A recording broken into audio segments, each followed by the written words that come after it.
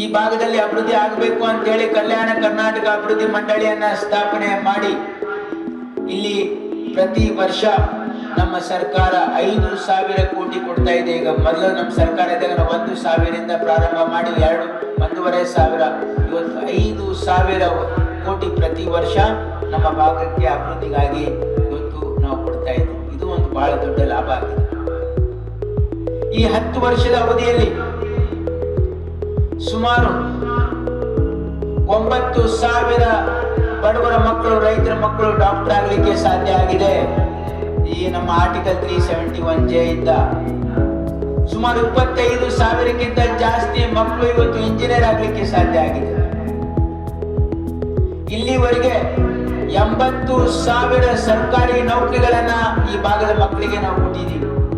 ಇದು 371J ಸಾಧನೆ. ಇಲ್ಲಿವರೆಗೆ 18,000 ಕೋಟಿ ಹಣ ಇವತ್ತು ನಮ್ಮ ಭಾಗಕ್ಕೆ ಕಲ್ಯಾಣ ಕರ್ನಾಟಕ ಅಭಿವೃದ್ಧಿ ಮಂಡಳಿಯ ವತಿಯಿಂದ ಇಲ್ಲಿವರೆಗೆ ನಮಗೆ ಮಂಜೂರಾಗಿದೆ.